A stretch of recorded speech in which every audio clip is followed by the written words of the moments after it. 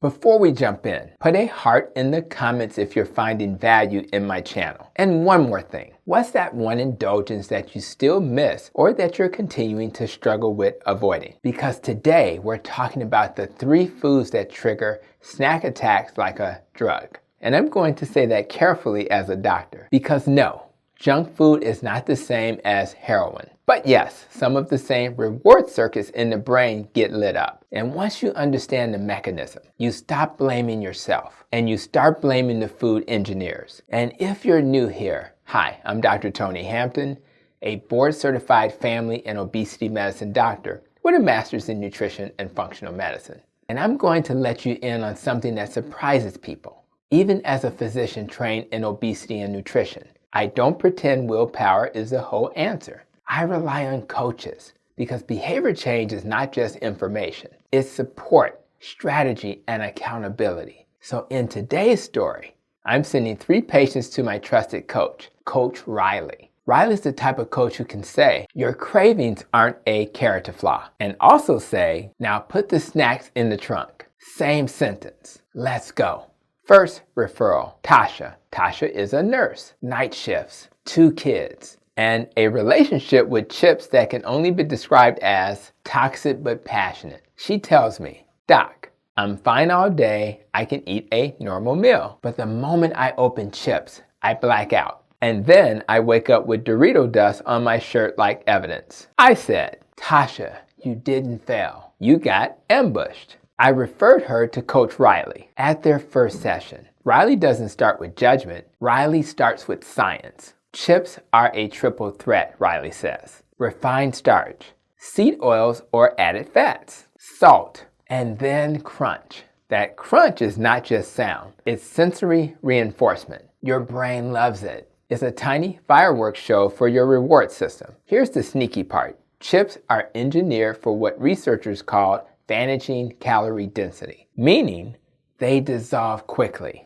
So your stomach doesn't register, I ate a lot, as fast as your brain registers, I want more. That's why you can eat 600 calories and feel like you ate air. Lesser known fact, salt doesn't just make food taste better. Salt can increase palatability and drive continued eating, especially when combined with fat and fast carbs. It's one of the reasons just a handful turns into where did the bag go? Think about those peanuts you can't stop eating. It's much easier to stop if they're unsalted. Riley asked Tasha, when do the snack attacks hit? Tasha says, after work. I'm tired, I'm wired, I'm overstimulated. Riley nods. Perfect setup. Because when sleep is short, your hunger hormones get weird. Ghrelin goes up. Leptin signaling can get worse. And your brain starts looking for a quick reward. Not because you're weak, because your biology is trying to keep you awake and functioning. So Riley gives Tasha a plan, not a fantasy plan, a real life plan. Protein first, Riley says, before you even think about chips. If you want chips, we're going to earn them with a base layer. Tasha's base layer becomes a bowl of ground beef with salt, or a couple hard-boiled eggs, or Greek yogurt if that works for her. Then Riley adds the environment rule. If it's in your house, it's in your mouth. So chips are not a pantry item.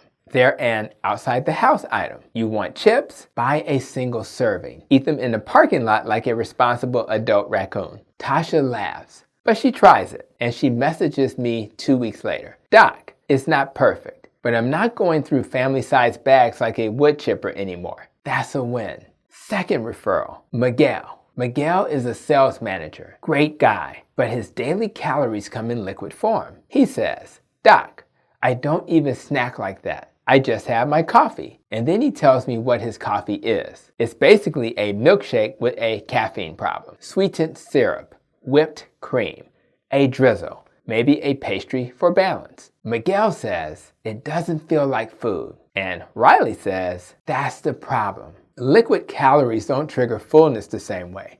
You can drink a ton of sugar, and your body doesn't put on brakes like it would with solid food. Mechanism time. When you drink sugar, it hits fast. Blood glucose rises. Insulin rises. Then, for a lot of people, there's a dip. Not always a dangerous dip, but enough of a drop that your brain interprets it as emergency. Find more food. That's why a sweet drink at 9 a.m. becomes a snack attack at 10:30. Lesser known fact. Fructose-heavy sweeteners can bypass certain satiety signals and drive more fat storage in the liver over time. And when your liver is metabolically stressed, appetite regulation tends to get messier. So Riley gives Miguel a plan that doesn't make him miserable. Because if you make people miserable, they quit. Riley says, keep your coffee, but make it boring. Miguel looks offended. Riley continues, boring coffee is the goal. Coffee with heavy cream, half and half or unsweetened milk. Cinnamon,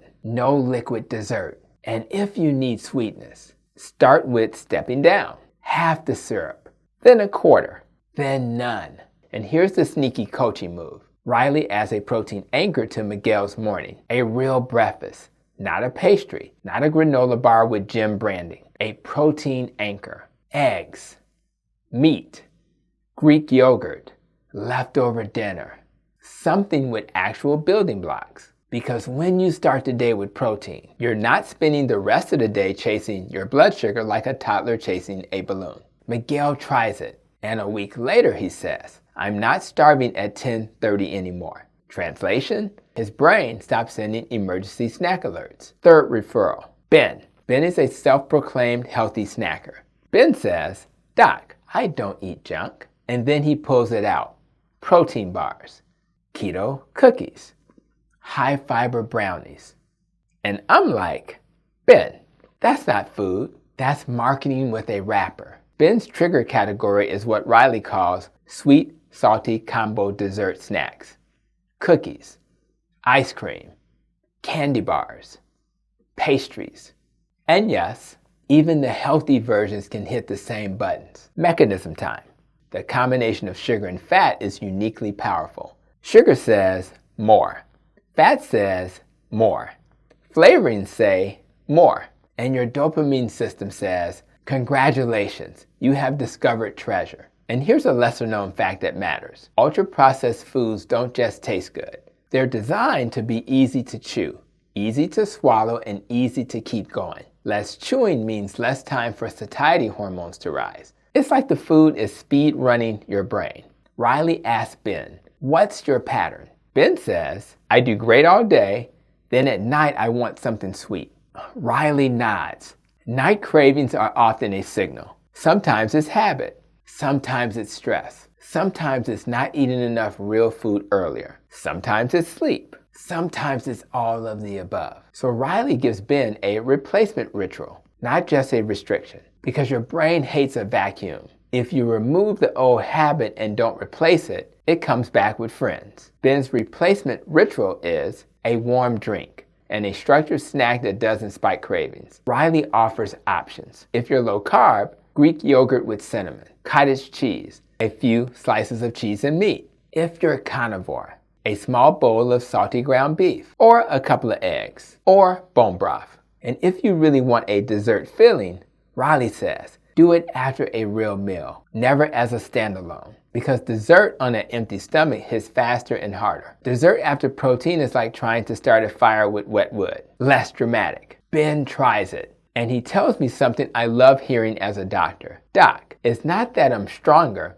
it's that the cravings are quieter. Exactly. That's what happens when you stop poking the reward system all day. Now, quick reality check. If you're watching this and thinking, Dr. Hampton, are you saying I can never have chips, sweet drinks, or a dessert again? No. I'm saying you should stop letting these foods drive the bus. Because if food is controlling you, that's not a diet problem. That's a root cause problem. It's the brain, the hormones, the sleep, the stress, the environment, and yes, the food engineering. So if you've made it to this far in the video and you're finding value from this, do me a favor. Hit like, subscribe, and share this with a friend who says, I'm not hungry, while holding a family-sized bag of chips. Now here are Coach Riley's 3 principles that help all 3 people. 1, protein first, not as a punishment, as a stabilizer. 2, control the environment. If it lives in your house, it visits your mouth. 3, build a replacement ritual. Because your brain doesn't quit habits, it swaps them. And I'll add one more doctor note. Don't try to fix cravings at 9:30 p.m. with motivational quotes. Fix them earlier with real meals, sleep, and a plan. Because willpower is a terrible late-night employee. So here's your move. Fix one of the 3 categories you struggle with most. Chips, sweet drinks, sweet, salty desserts. And comment, mine is ... And tell me what time of day it hits you. Because once we know your pattern, we can target the root cause. Thank you for coming to my video, and I'll see you in the next one.